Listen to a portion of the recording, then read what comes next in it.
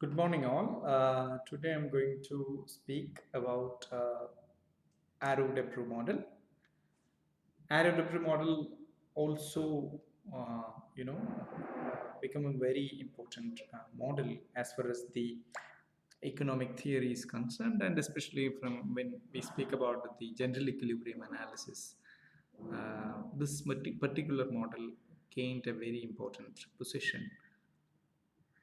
Arrow Debreu, in fact, defined the four conditions which is necessary for a competitive equilibrium, which is later become the cornerstone of welfare analysis and other aspects of general equilibrium. Uh, basically, they maximize profit for the company, maximize utility or W or budget constraint. Then the price had to be non-negative and not all zero, and the idea of free good, etc., being incorporated in the model. And I'll come to the set when I come to the setting of the model. I'll speak a little bit on that part. Similarly, why this model is different and significant when you talk about general equilibrium, especially we have already discussed about the Walras Castle model. Uh, in that light, somebody may be wondering that why should we study another general equilibrium model of this kind. So the question is relevant, and we do have a clear answer to all this issue. So they provide that market achieve equilibrium by the price mechanism. That means in any situation, there is a price vector as you have a P in Rm, so that the price equilibrium such that if x1 P denotes the allocation that optimize ux1 subject to Px, which is less than or equal to Pe, then all the xi P is equal to the equilibrium. That's all the equilibrium in that particular context. So in other words, if everyone just did their own thing, the market would clear on its own.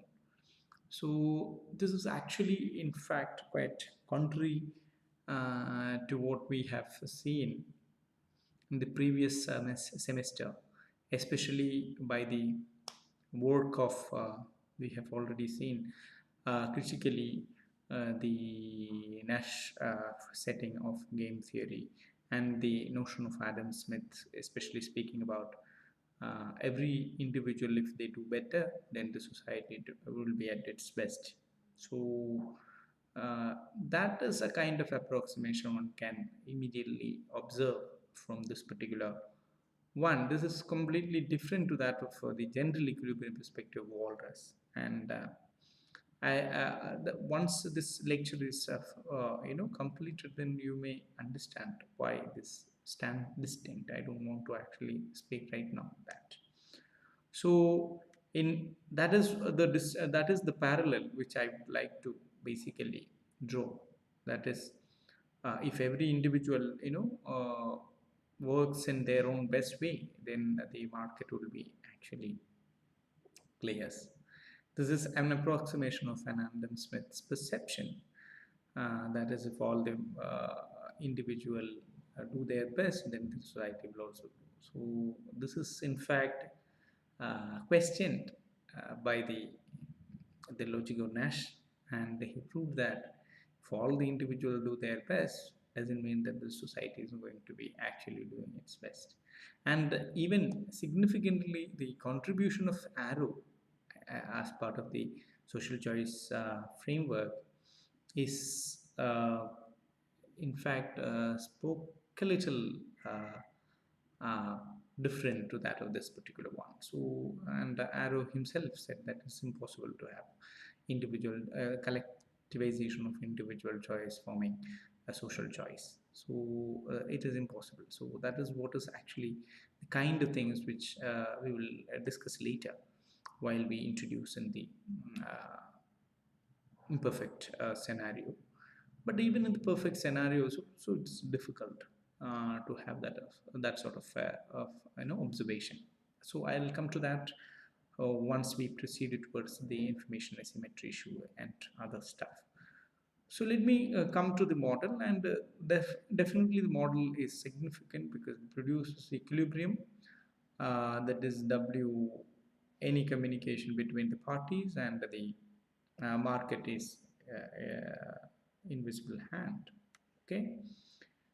So this is all the settings. In fact, as I said, resembles or mimics what Adam Smith, in fact, originally we maybe spoke about. So it's an equilibrium condition. They were being built in that particular background. So therefore, one more thing they would like to introduce in this model, other than the Walrasian case, is actually the uncertainty element. So they have also introduced the idea of states and uncertainty for a market. That is, in their own setting, let there be a state of nature, n physically differentiated output, h households, the commodity space of agent H and XH is some subset of RM or RNS, what we have discussed and defined as XH is equal to X1H to SS of H, where each SSH is a vector of commodities received in status. So an economy wide allocation of X is defined as a vector of x1 to xn, where xh is the allocation of the s household and sh is defined as before. So this is what is actually the setting, which is very crucial. Now agent H also has other state dependent variable similar to x vector or x vectors. Price P endowment EH, which is equal to E1H to ESH. So this is what is called the agent's dependent variable in that sense. So additional ownership shares, which has been denoted with theta. So this is in fact a constant. That is, this is in fact the same setting which we have said that the endowment is given in that sense. So theta is given in that sense. Now once you have this, then the consumer preference can also forms as follows. That is, the household H prefers a commodity vector SH to another YH if this is going to be the utility which is greater, that is, suppose agent H assigns a probability of pi s to a particular state s occurring, which is equal to sx inverse sh, which is greater than or equal to yh if and only if all s in s such that all in s in s where pi s us h times SH, which is greater than or equal to all S in S pi S USH of YSH. So if that is the case, then lastly there are F firms that produces a set of contingent production plans, which is called YSFF. Right, so this is actually the preliminary kind of understanding. Once you have this thing, then there is a possibility of equilibrium. Now, in order to understand that, we can simply say that the Arrow Debreu equilibrium is a set of allocation of X star, Y star, and a set of prices P star, such that from the earlier understanding to this current one, you can simply deduce three particular find, that is, firms maximizes profit given state dependency and maximize consumption budget constraint, and the market clears, that is supply meets demand. So this is actually the three kind of situation. For that we have annotations for all f in f such that yf star satisfy p star yf star, which is greater than or equal to p star yf for all yf in y. That is, in that particular context only you can say that firm maximizes profit given state dependency. Now the second case is therefore for every h in h, we have already set the defined what is actually h and x. in that context. So if you have H and H and XH star is maximal in the budget set, which is BH, which is equal to XH in SH, such that for P star X star, which is less than or equal to P star EH plus summation H of theta HF P star Y star YF star. So this is actually a maximize consumption or budget constraint situation. And the third formulation of market clearance follows from the following equation, that is sigma H in, that is all uh, H in H of XH star, which is equal to all F in F Y F star plus all H in H E H. So this is what is actually market clearing case. So this is actually being given by them, and during the period the formulation is done in 1954 and 56. And they said there exists a set of equilibrium prices in the market. Now, once you have all this thing, then we know that there is a supply demand and other settings as followed from them. We can talk about that in terms of a simple setting, two dates. So we can say that we need to really find out whether there is an equilibrium exist or not intertemporally. All right, so you need to say that there is a period 0 and there is a period 1. Okay, this setup however is fully generalizable to multiple periods. That is what is actually the beauty of this model. So you can say that in that sense it can incorporate little static dynamism, or I don't call it as complete dynamic. So static dynamism in that sense. So n possible state of nature at date 1, which we indexed by theta, which is equal to 1 to n with probability of pi theta. Okay, so one perishable non-storable consumption good is there. That is what is actually we deal with. Then you have k agent indexed as k is equal to 1 to k with preferences. Now what are these preferences? Utility, which is actually denoted with u0k of c0k plus delta you know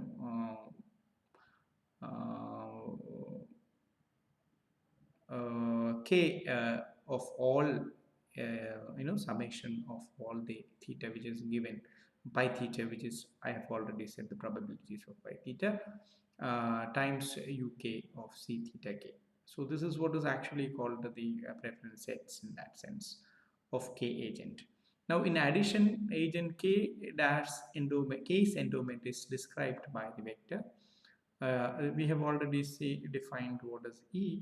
In that sense, E is given here. If any doubt somebody has, see, this is actually E. All right. I've already given what is E, that is the endowment of households in that sense. Okay, so once you have E, which is very important, so k's endowment is described by the vector E0k, then e theta k, then E theta, which is equal to 1 to n different individuals. If then there is different endowment. In that sense, possibly they may be having a utility EUK, which is C0K to theta 1 theta 2 theta n in that sense. All right. So once you have all the entitlements, utility, then you have how many households, etc. Then you can easily look into the aspect of it. So how do we basically examine with the real world case? We will be using their own understanding of securities, traded securities. So we will be discussing the whole matter in that context, and we will deduct the example out of it. So exclusive Arrow Debreu security, that is contingent claim, that security theta priced Q theta promises delivery of 1 unit of commodity tomorrow if state theta is realized and nothing otherwise in that one. So how to secure 1 unit of consumption to tomorrow is also very important. For that you have this same, if you remember the earlier notation, this is actually immediately forms as an equation. In that sense, maximization of all the C0k to C1k then Cnk of that securities with the equation that is UK0 times C0k plus this one. Now, which is nothing but actually the quantity, the total quantity which they are going for, which is less than or equal to the other endowment, other person's endowment. All right, so this is what is actually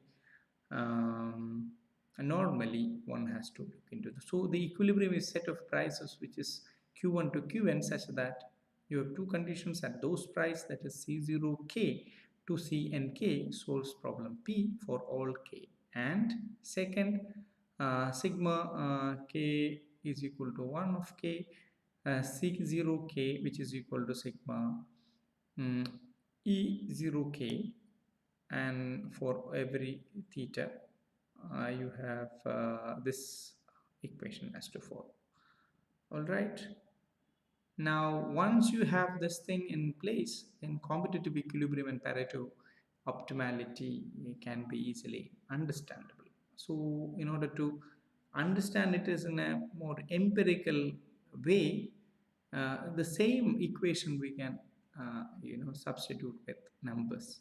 All right, so endowment of preference in our reference example can give you some sort of things. This is in Walton Nicholson. This illustration is there. Okay, so I think if any doubt, we will discuss that later. So you have now two agents, 1 and 2, and they have endowments. Now in the T0 period, their endowment is 10 and 5 and total endowment is 15, and in the T1 period, theta 1 which is equal to agent 1 1 and agent 2 4, and the total endowment is in fact 5. And in the theta 2 case, this is 2 6 and total 8. So they may be having a preference relation in that sense, which is for the agent 1 1 by 2 C01 plus 0. The other one, 9 times 1 by 3 ln of C1 1 plus 2 by 3 ln of C 1 2. So this is what is actually the first agent's response in that sense, and the second agent, it is actually denoted with this second one, that is 1 by 2 C02 plus this 0.9 times 1 by 3 ln of C12 plus 2 by 3 ln of C22. All right, so this is actually will give you that for the agent first and second we have already given based on this formulation, then this would be the number in that sense. Maximum once you have actually profit maximization is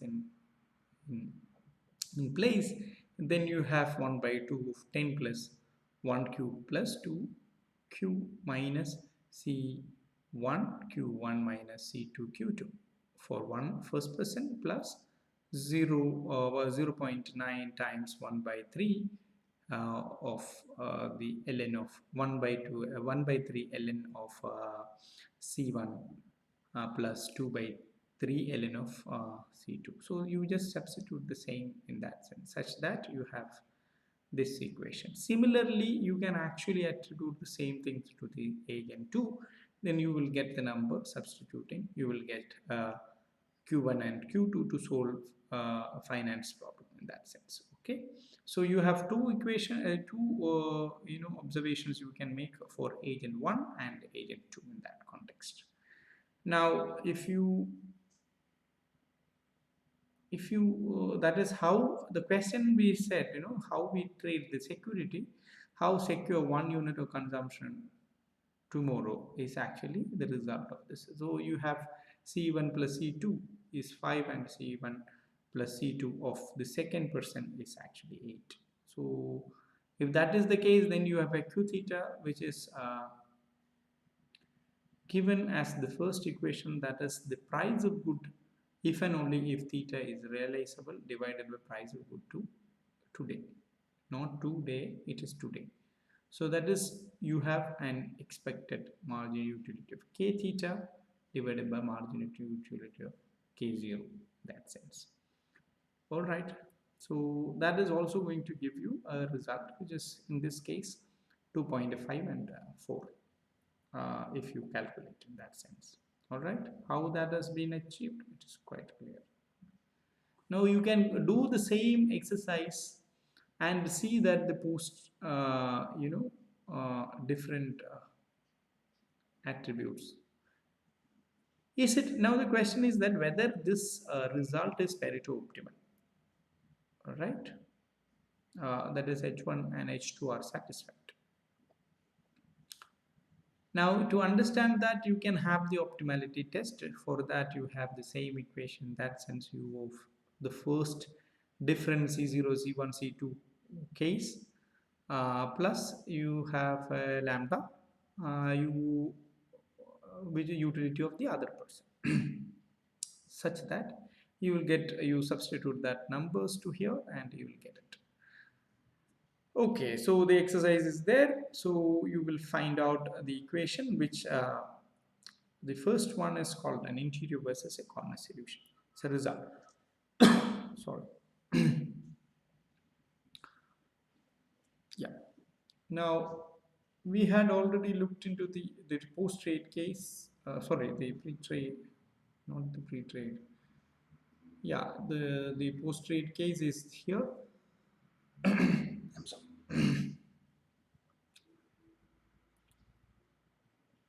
Now I'll skip this portion because it is all substituting the idea which we had discussed. So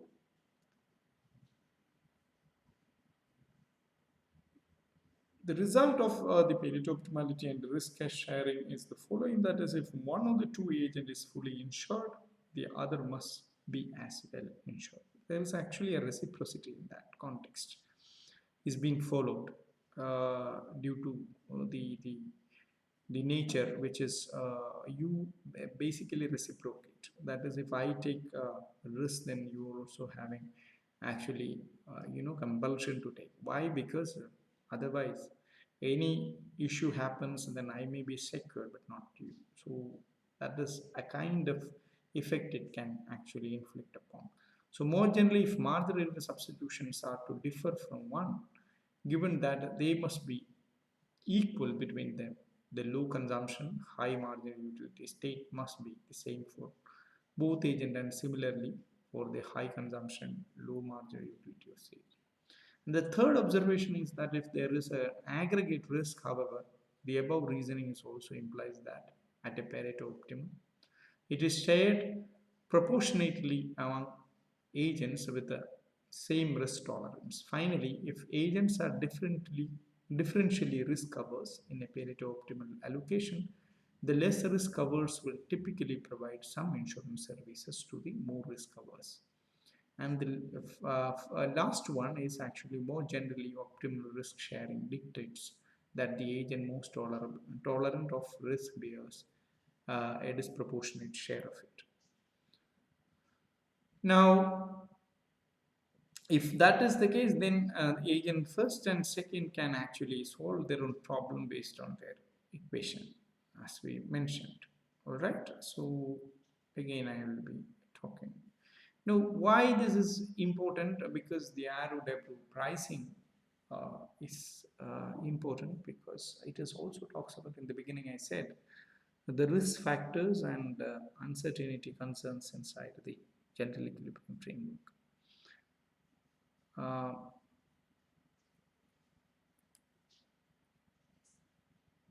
Now, with that, let me conclude the lecture, because I think this is a very important lecture as far as the Arrow Debreu model is concerned. Thank you for your patient listening.